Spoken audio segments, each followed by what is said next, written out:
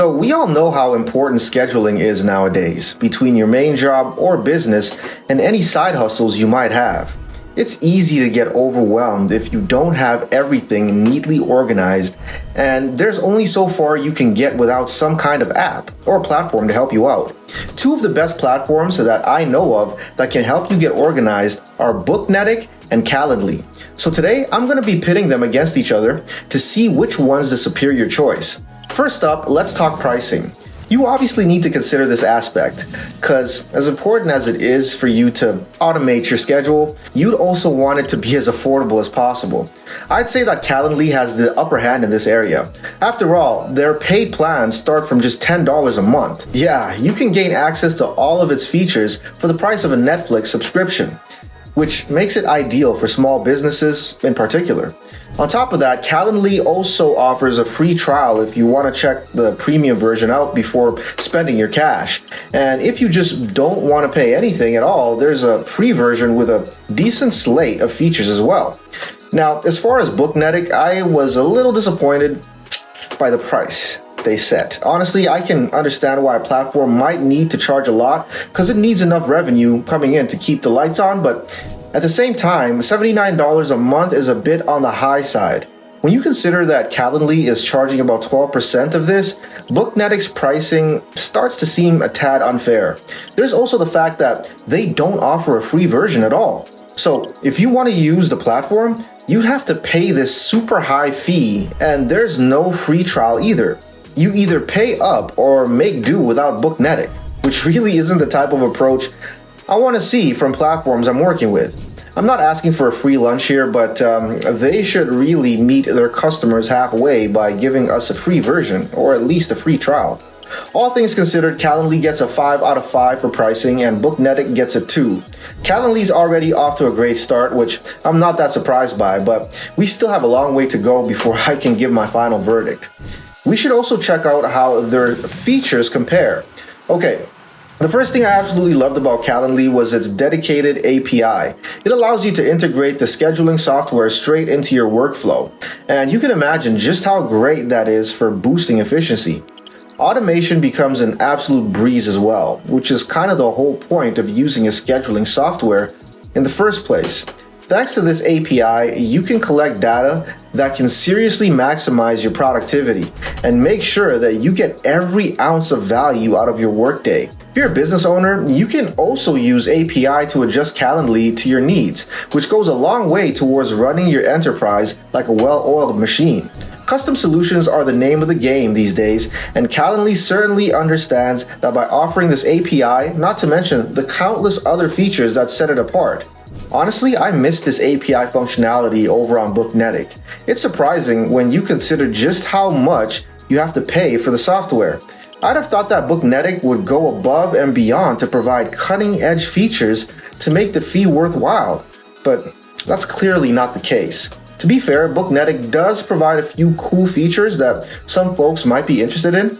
The activity dashboard provides a really intuitive interface to handle all your scheduling needs, and with the appointment management and automated scheduling systems, you can manage your day with the push of a few buttons. The availability management feature also helps you inform people about your days off without lifting a finger. And with the client portal and group scheduling features, larger organizations will definitely have an easier time managing their affairs. You can keep clients in the loop and make sure all your team members are on the same page, both of which are serious marks in Booknetic's favor, if you ask me. Now, Calendly has all of these features as well, along with website integration and comprehensive reporting. These shared features just go to show how evenly matched these platforms are, if not for the lack of an API over at Booknetic. And while that's definitely something worth considering before making your choice, you should know that Booknetic has some unique features of its own. I mean, just for starters, it offers you a client database and a dedicated management hub. Calendly hasn't incorporated that into its interface just yet, so keep that in mind. There's also a handy employee management feature, which again shows that Booknetic might be better suited for larger scale organizations. Email marketing is also folded into its suite of features, not to mention credit card processing to smooth out all of your payments. Remember, All of these are features that Calendly doesn't offer, so it's not like Booknetic is totally out of its depth here. In fact, the high price point might actually be justified by the slew of extra features it brings to the table. Although I definitely wasn't expecting Calendly to offer any of the extra features for just $10 a month.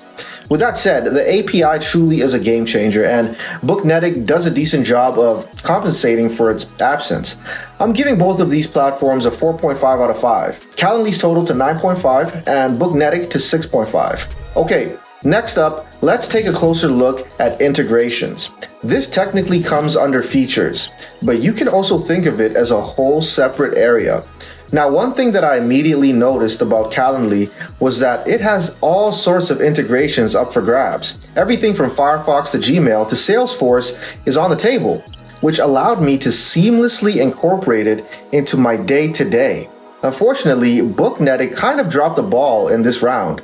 They offer conversation control integration, which you won't get with Calendly. And there is also integration available for Google Calendar, PayPal, Stripe, WooCommerce, WhatsApp, and a bunch more. But if you're looking to expand beyond that, you'd be fresh out of luck. You see, Booknetic doesn't even offer integration for Gmail. That was pretty shocking to me, because a bunch of people around the world use this email service as their primary way to communicate about work. Like, you're telling me I can't just add an appointment to my schedule after receiving an email about it? That seems like a rather basic feature I'm being left without. And it's strange that Booknetic managed to secure integration with Telegram of all apps, but not with Microsoft 365.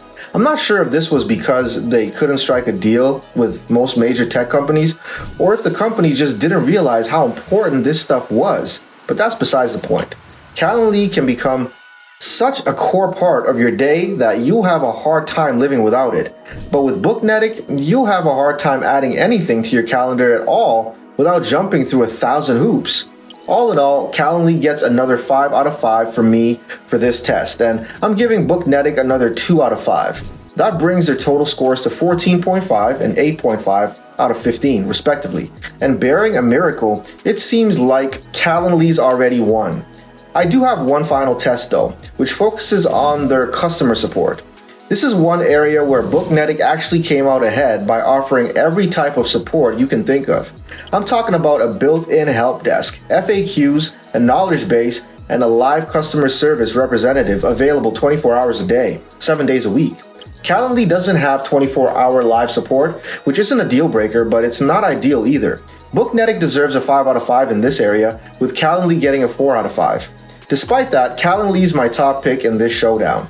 The low price, coupled with the exceptional features and the general lack of anything negative, led to a final total of 18.5 out of 20. It doesn't get much better than that. And while Booknetic's customer support was worth an honorable mention, a score of 13.5 out of 20 was never going to win it any prizes. With a price point like that, they really should have offered more for users to take advantage of.